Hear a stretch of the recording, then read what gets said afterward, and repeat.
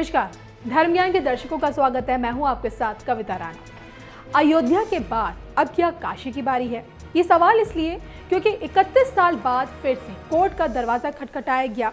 353 साल पुराने इतिहास को फिर से खंगाला जा रहा है और एक बार फिर से ज्ञानवापी मस्जिद को तोड़कर मंदिर बनाए जाने की मांग उठी है। मामला मां श्रृंगार गौरी से जुड़ा है और जिसकी जड़ें ज्ञानवापी मस्जिद से जुड़ती हैं।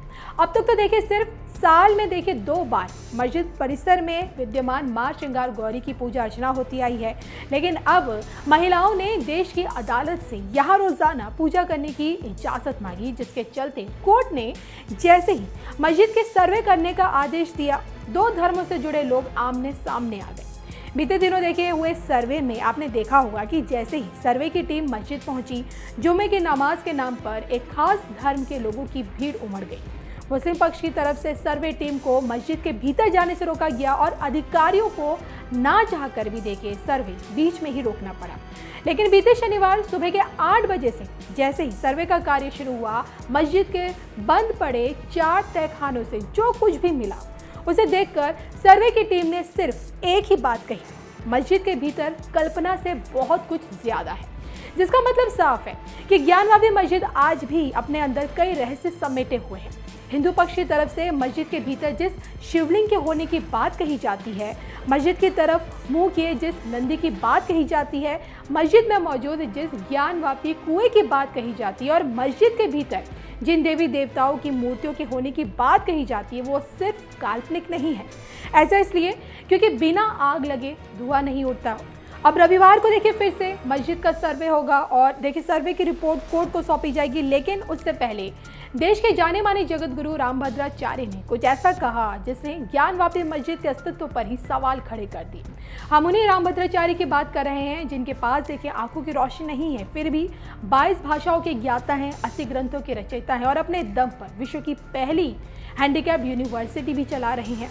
एक ऐसी असाधारण शख्सियत हैं जिनसे मिलने पीएम मोदी और सीएम योगी खुद उनकी आवाज़ चाहते हैं, जो कि उनके मुख से देखिए निकली प्रत्येक भविष्यवाणी सच हुई है और इसलिए ये जो भी कहते हैं या फिर करते हैं उसे लोग नजरअंदाज बिल्कुल नहीं करते।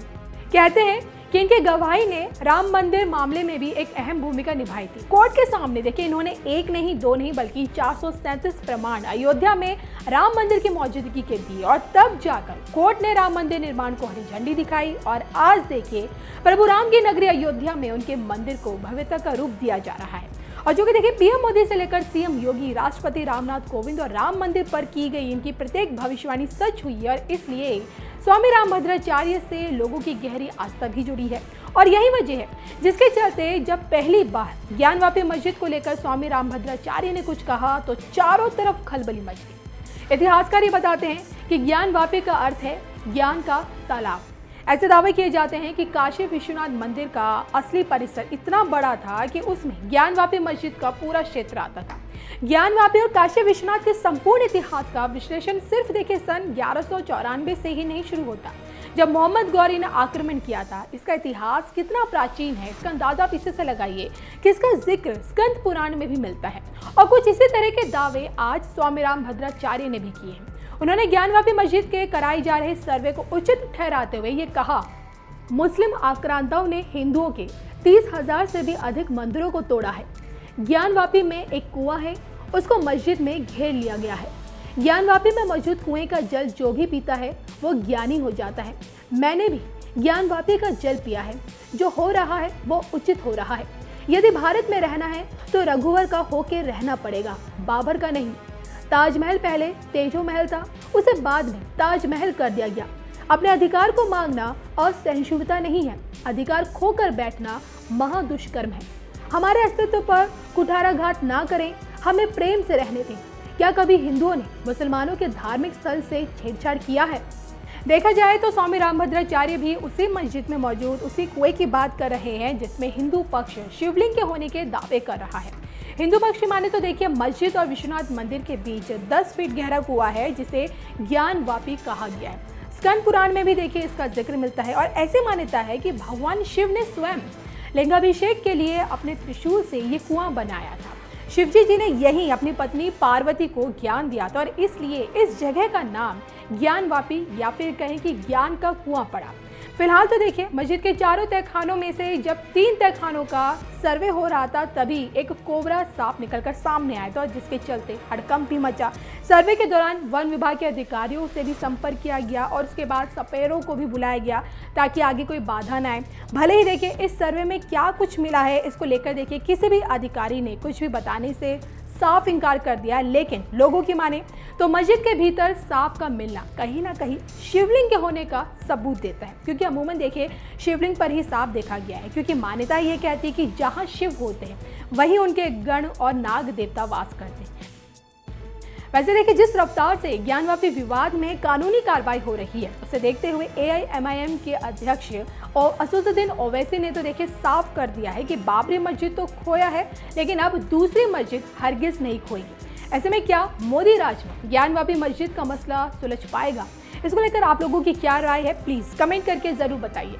इस सच्चाई में आपसे कह रहा हूं, आप अपने नुमाइंदों को कामयाब करिए, अपने मुत्तहिदा, अपनी ताकत के जरिए, इत्तेहाद के जरिए दलित तबकों को साथ लेकर, कमजोर तबकात को साथ लेकर, आज भी यकीनन हमारे वतन अजीज में ऐसे हमारे हिंदू भाई हैं जो गांधी, मौलाना आजाद के पैगाम को समझते हैं, जो आज भी सही मानों में इस मुल्क की खूबसूरती को समझते हैं।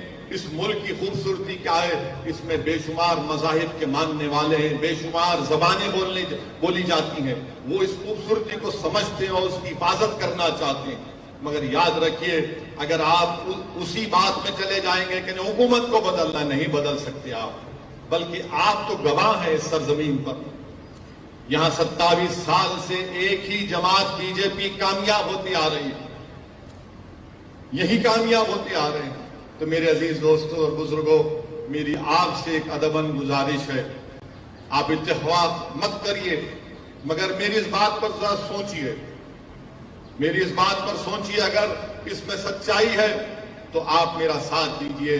अगर आपको लगता है कि असदुद्दीन ओवैसी लफ्फाजी कर रहा है तो आप उसको मुस्तरद कर दीजिए। मगर मेरा मानना यह है कि आप अपने वोट से, अपनी समाजी सूझबूझ से, अपने असर और रसूख से आप अपने नुमाइंदों को कामयाब कर सकते। यही बात मैं आपको कहने आया हूं, यही बात मैं आपसे गुजारिश करने आया हूं और आपको ये भी बताने आया हूं और हुकूमत को भी ये बता रहा हूं कि हमने एक बाबरी मस्जिद को खोया, अब दूसरी मस्जिद को हरगिज नहीं खोएंगे। याद रखिए, तुमने मक्कारी और अय्यारी से इंसाफ का कत्ल करके तुमने हमारी मस्जिद को हमसे छीना, अब दूसरी मस्जिद नहीं छीन पाओगे। याद रखो, अब हम तुम्हारी इन बातों का भरोसा नहीं करने वाले।